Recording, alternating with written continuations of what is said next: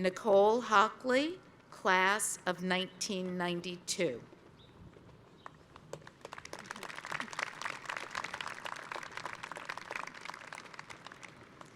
You chose to transform unspeakable grief and anguish into action when you co-founded Sandy Hook Promise, a national nonprofit whose mission is to prevent violence in schools, homes, and communities. Today, as the nonprofit's Chief Executive Officer, you have become a leading national voice on school safety and gun violence prevention, rising above the political divide to help ensure a brighter tomorrow.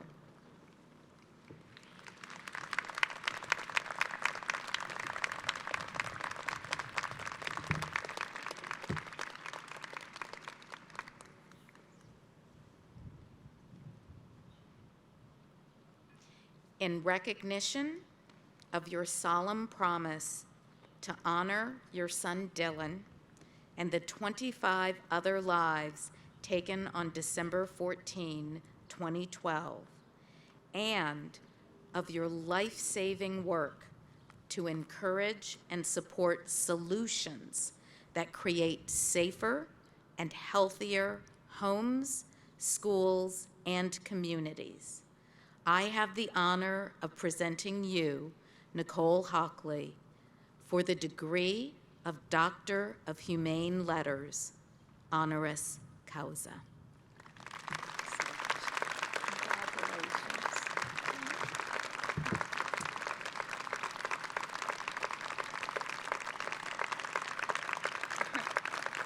You haven't even started.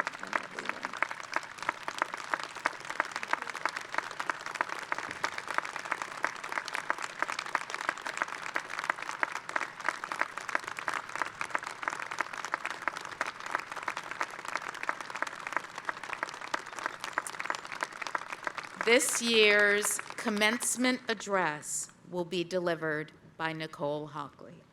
Thank you. President Berger Sweeney, members of the Board of Trustees, members of the faculty, parents, esteemed guests, and fabulous members of the class of 2023. It's an honor and a privilege to be celebrating this proud moment with you. Your hard work, commitment, and perseverance has paid off, and you're ready to take the next big step forward in your life. Congratulations.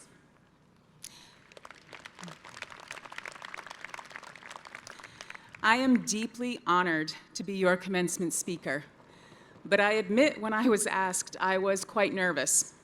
I've given hundreds of speeches over the last 10 years, but nothing like this. So I've spent a lot of time preparing for today. Over the next 60 minutes, I'll be sharing a lot of unsolicited advice, cliched platitudes, and anecdotes you will never remember. For those of you who are paying attention, I am just kidding. I am often asked to give 60-minute speeches, and my response is always the same. No one wants to listen to anyone speak for 60 minutes. But if you'll allow me to share this space with you for the next 10 or so minutes, I promise to do my best to give you something to remember. Today is graduation day. It's a huge accomplishment.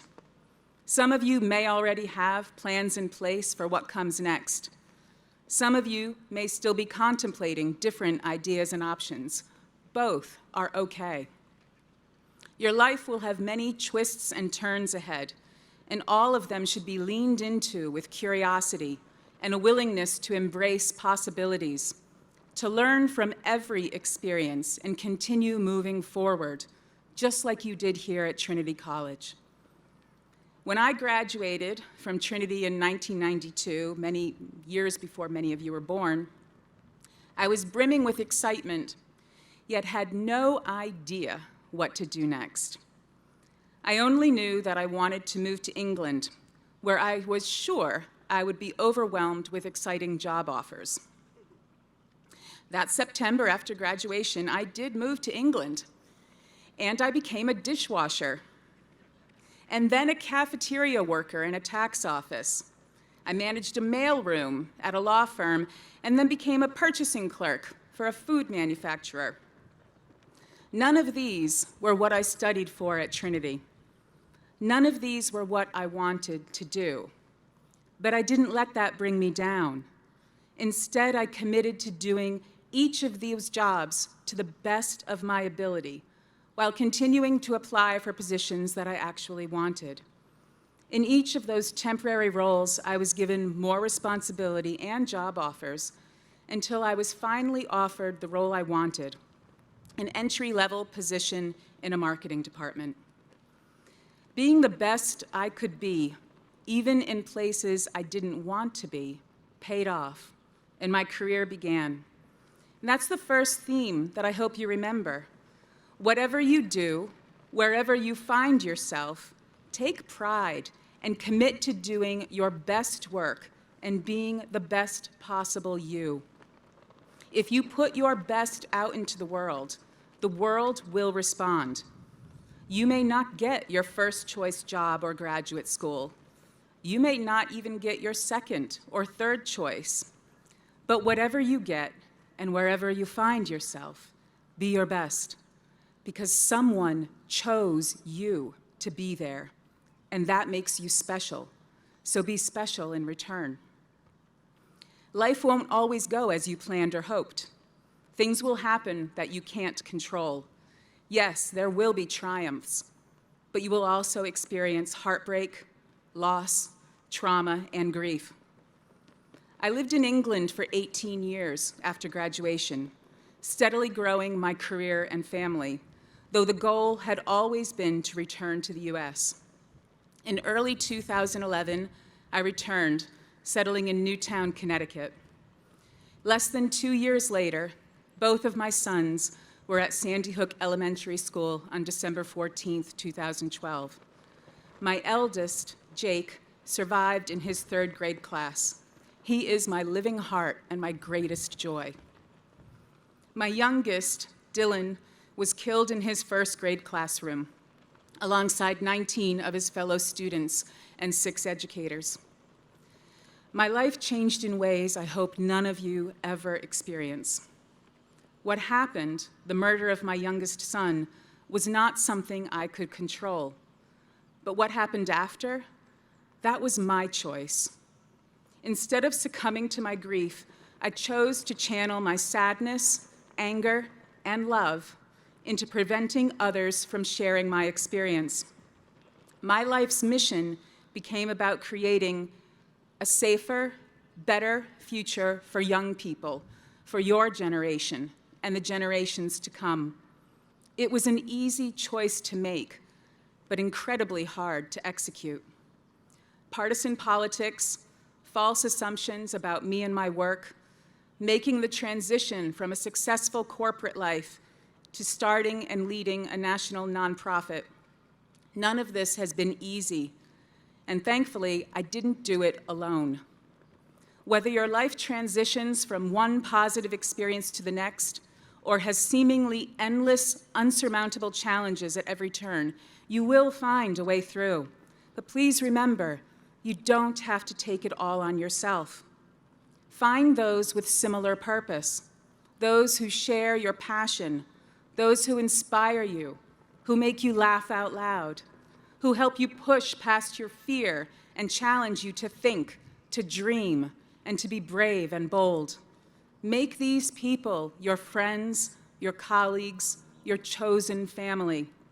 When things go wrong, which they will, lean into them to lift you up and always be there for them. That's the second theme I hope you remember. Lean on others. Look for the helpers, and just as importantly, be a helper. I've mentioned hard times and challenges. To pretend that life after today will be filled with sunshine and rainbows would be wrong. No life journey is easy, and it's not supposed to be, or we would never learn and grow.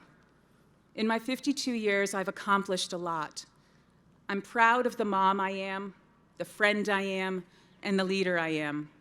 I literally see lives being saved every day because of the work my team and I do.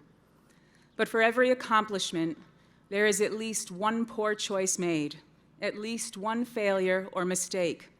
There are days I'm still overwhelmed with the work I need to do, personally and professionally.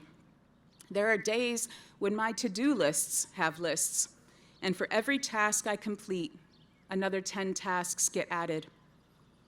Now, I used to say my life's quote was, "Do or do not, there is no try." Yes, I am quoting Yoda. He's a wise being, but now I think he got this one wrong. There's a lot of try.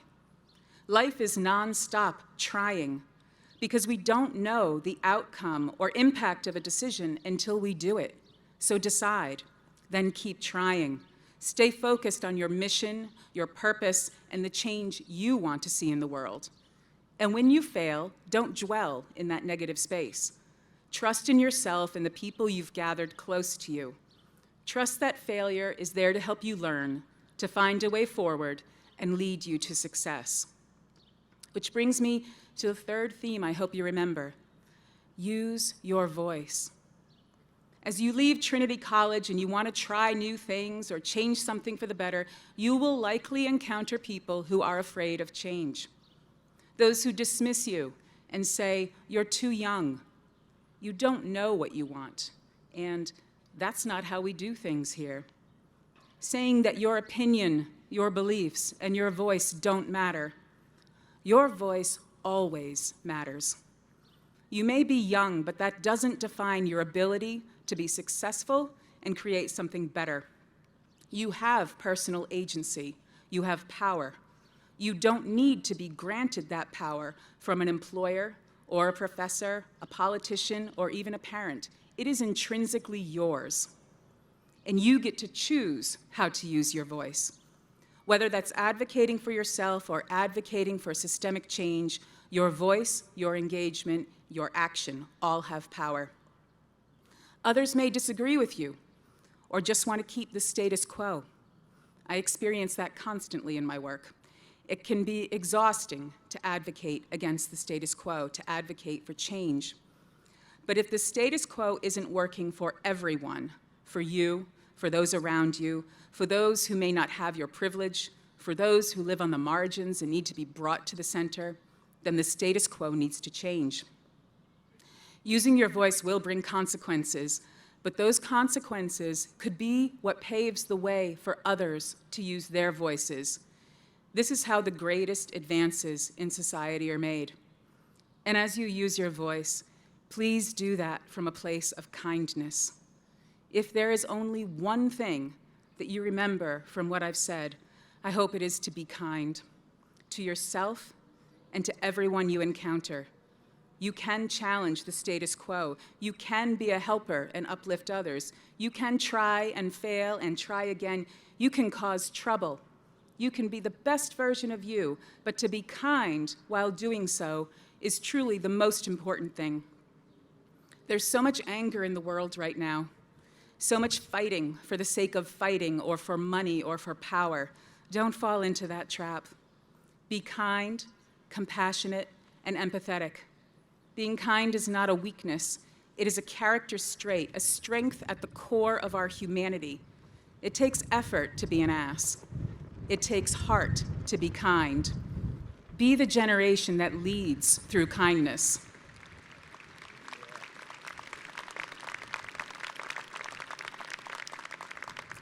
Now, kindness doesn't have to be big and grandiose. Small acts of kindness can have huge impact. My son Dylan was autistic, and like many people on this spectrum, he had a repetitive action. He was a flapper. Whenever he was happy or excited, which seemed to be all the time, he would jump up and down and flap his arms. One day I asked him, "Dylan, why do you flap?" I wasn't really expecting him to answer, but he did. He said, "Because I am a beautiful butterfly." And for me, he was. At his funeral, I shared that story, and talked about the butterfly effect. The idea that a butterfly flapping its wings on one side of the world creates tiny changes in the atmosphere, setting molecules of air into motion that eventually create or prevent a tornado in another part of the world. The butterfly doesn't create or power the tornado. The flapping wings just start the chain of events. Had the butterfly not flapped its wings, the change might not have happened, or might have been vastly different. What does that mean for us? It means that everything we do matters. We don't need to take big, earth-changing actions. Every smile, every act of kindness, every time you use your voice for change, these all have meaning and create action and ripple effects that you may not even realize. We were created to make a difference. You were created to make a difference. Through my work with Sandy Hook Promise, I get to spend a lot of time in schools, particularly meeting middle schoolers and high schoolers. And when I look out at them during presentations, I don't see a group of students. All I see are butterflies. And when I look at you, I still see butterflies. And if just one butterfly can cause a tornado, imagine what you can do. Imagine what we can all do collectively. We can cause more than a tornado. We can create a better future. After today, you're no longer a student at Trinity College. You're an alum, just like me. So be a proud Bantam, but let's show the next generation of Trinity students the way to be butterflies too. Go boldly into your future. Be the best at whatever you're asked to do. Never stop trying. Embrace all the beauty and all the hard parts of life. Use your voice to change the narrative. And always, always remember to be kind and bring your grace and love to everything that you do. Make your life your mission, and make that mission your passion. Thank you, and congratulations.